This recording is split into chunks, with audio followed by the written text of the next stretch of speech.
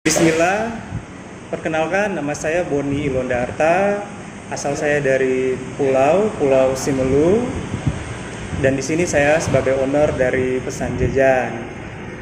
Untuk Pesan Jajan, alamatnya ada di Jalan Tengku Daud Ber-E, pas di depan Rumah Sakit Zainal Abidin.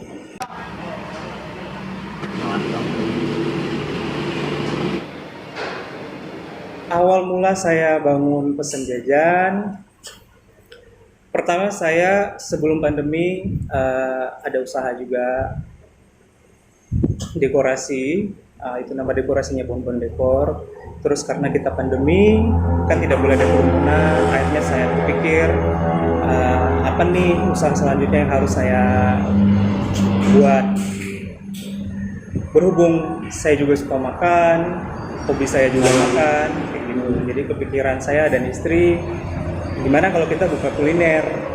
Nah, dan akhirnya kita cari sana sini, kita cari referensi di sosial media. Kayak kepikiran nih buka dimsum kayaknya menarik, kayak gitu. Tapi karena dimsum sudah terlalu familiar dan terlalu populer di mana-mana, mungkin saya rasa ada. Kayaknya perlu sentuhan yang berbeda untuk kita jual nih. Nah, disitulah kita berpikir apa ya yang unik, apa yang menarik gitu, yang bisa diterima sama orang-orang banyak. Akhirnya setelah kita searching, dapatlah ide untuk buat dimsum plus saus mentai. Yang mana saus mentai itu sebenarnya sudah ada di selain dimsum. Contohnya di nasi, di mie, atau lain-lain. Gitu. Nah, saya aplikasikan di dimsum. Dan alhamdulillahnya setelah saya survei sana-sini, terutama di Banda Aceh dan sekitarnya, belum ada kafe ataupun tempat yang menjual dimsum plus saus mentai. Nah, makanya di sini saya memberanikan diri. Sepengetahuan saya, kita yang pertama kali membuat dimsum mentai di Aceh.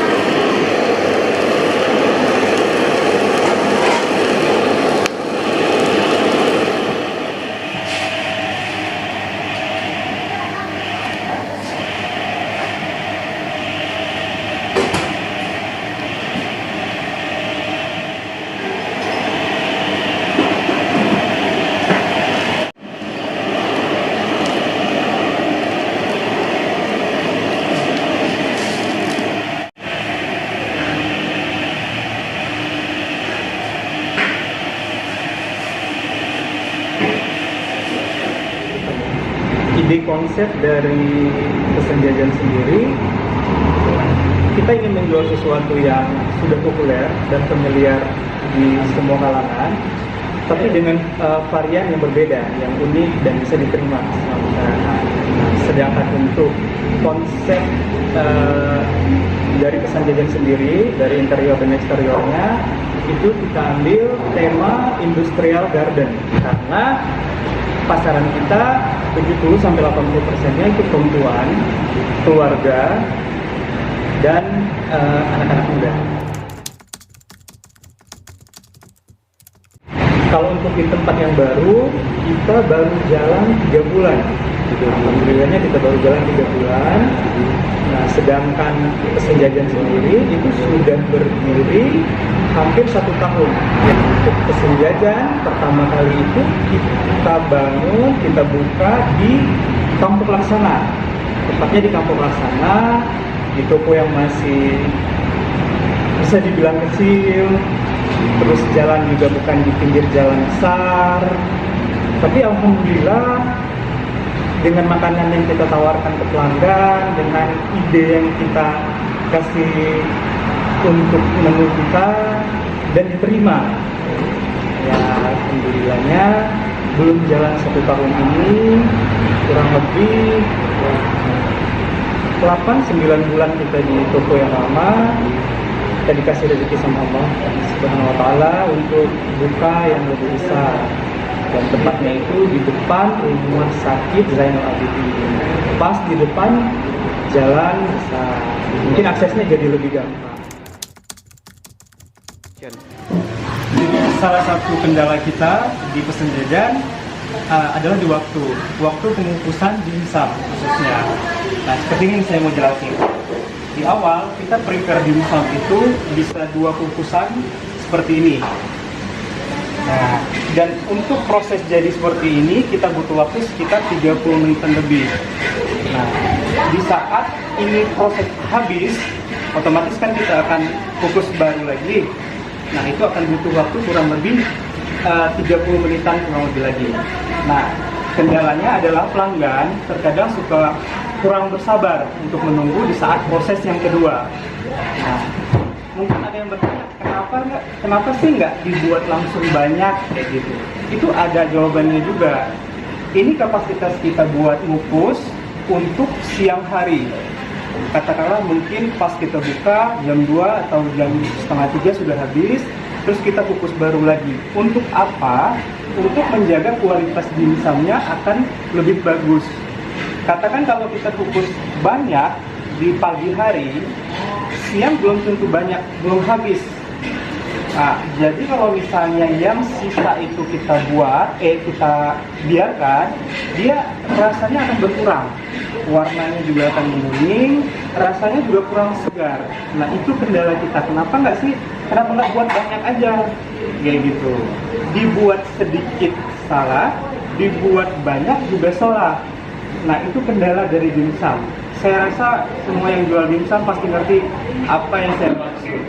Nah, untuk itu kita dari pesan jajan itu sih kendala yang paling besarnya. Plan saya pengen buat semacam The Jajan Group gitu, one group lah, The Jajan Group. Jadi nanti di sini kita buka restoran, di tempat lain kita buka suasananya cafe, coffee shop. Nah, di tempat lain lagi saya rencana juga mau buat mungkin lebih ke varian lainnya. Jadi nggak terbagi gitu. Jadi di sini khusus makanan berat.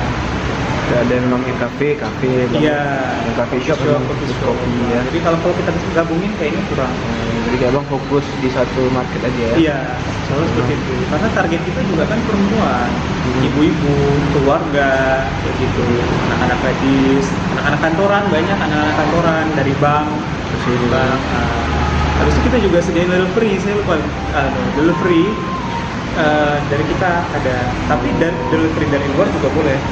Jadi abang kita juga menyediakan salah satu ini kita lah ya buat pelanggan, servis kita. Jadi kita menyediakan delivery. Delivery juga ya. Mereka bisa chat admin kita, delivery, jadi nggak perlu tunggu lama. Itu tadi karena kendala di waktu. Nah, jadi kadang ada pelanggan yang mau chat dulu, jadi mereka nggak nunggu lama. Nah, itu kendala biasanya yang dine in. Nggak masuk Gitu. sini. Berarti udah pesan dulu, nanti sampai sini udah jadi makanannya bang. Ya? Iya, betul. Nah, udah jadi makanan. Solusinya bang ya. Itu salah satu solusinya. Kenapa saya buat delivery ada juga dari kita. Tapi kita tidak menutupi delivery dari yang lain, silakan. Gitu. Itu boleh mereka pilih sendiri. Gitu. Apa namanya, misalnya udah itu kan kendala tuh ketika memang lagi inilah rushing hour lagi rame kan, tapi kalau misalnya masih di awal gini kan memang udah standby semua kan, tinggal Iya, buat aja betul. kan bang ya. Kalau di awal-awal jam biasanya kan belum begitu rame. Biasanya kalau rame itu di siang hari pas lunch ya. Habis itu di sore sama malam hari. Dan jamnya Yang jam-jam sibuk lah. Harapan besar kita lah semuanya agar semua masyarakat bisa menerima pesan jajan khususnya di Aceh, agar dapat membantu menciptakan lapangan kerja melalui saya.